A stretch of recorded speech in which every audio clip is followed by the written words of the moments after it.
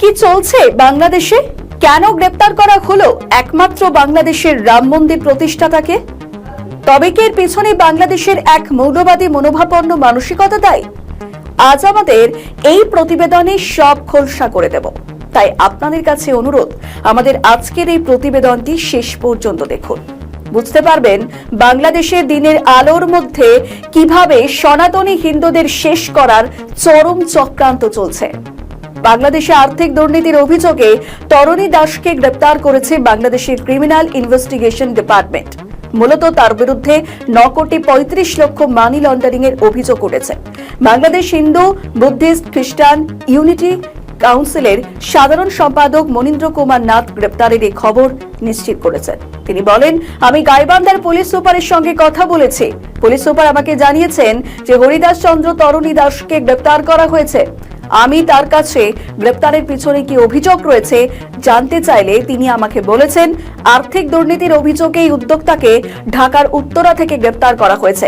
তবে পাশাপাশি তিনি এই গ্রেপ্তারের তীব্র নিন্দাও করেছেন। এদিন তাকে আদালতে তোলা হলে 4 দিনের সিআইডি হেফাজতের নির্দেশ দিয়েছেন বিচারক। সিআইডি অভিযোগে জানিয়েছে যে গাইবান্ধার বাসিন্দা হরিদাস চন্দ্র তরুণী দাস 2010 সালে শিক্ষা প্রশিক্ষণ সম্পর্কিত কারণে অবৈধভাবে ভারতে গিয়েছিলেন।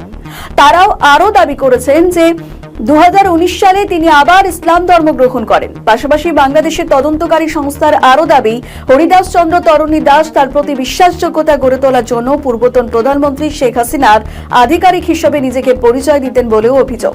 সম্প্রতি গাইবান্ধার বাসিন্দা হরিদাস চন্দ্র তরুণী দাস 81 ফুট রামমূর্তি করার প্রস্তাব রেখেছিলেন। গত মাসে একটি বিক্ষোভের পর এই ঘটনাটি প্রকাশ্যে আসে। এদিকে জানুয়ারি মাসে বাংলাদেশে আরো একটি মর্মান্তিক ঘটনা ঘটেছিল।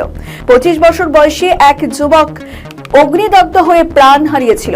ইতিমধ্যে ভারত বাংলাদেশের একাধিক সংগঠনের বিরুদ্ধে পদক্ষেপ নিতে দেশের সরকারের কাছে আবেদন জানিয়েছে।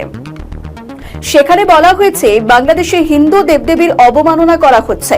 আশা করা হচ্ছে বাংলাদেশ সরকার এই সংগঠনগুলির বিরুদ্ধে ব্যবস্থা নেবে এবং বাংলাদেশে বসবাসকারী সংখ্যালঘু সম্প্রদায় নিরাপত্তা দেবে। বাংলাদেশে এই গ্রেপ্তারি সে দেশের সনাতনী হিন্দুদের মধ্যে আলোড়ন তৈরি করে দিয়েছে। তবে কি ইউনূসের পর তারেক রহমানের সরকারও ভয় পাচ্ছে বাংলাদেশে বসবাসকারী সংখ্যালঘু হিন্দুদের? ভয় পাচ্ছে হিন্দুদের প্রিয় দেবতা শ্রীরামকে? প্রশ্ন অনেক, উত্তর দেবে কে? টিম নিউজ বর্তমান সেই উত্তরের প্রতীক্ষায় রইল।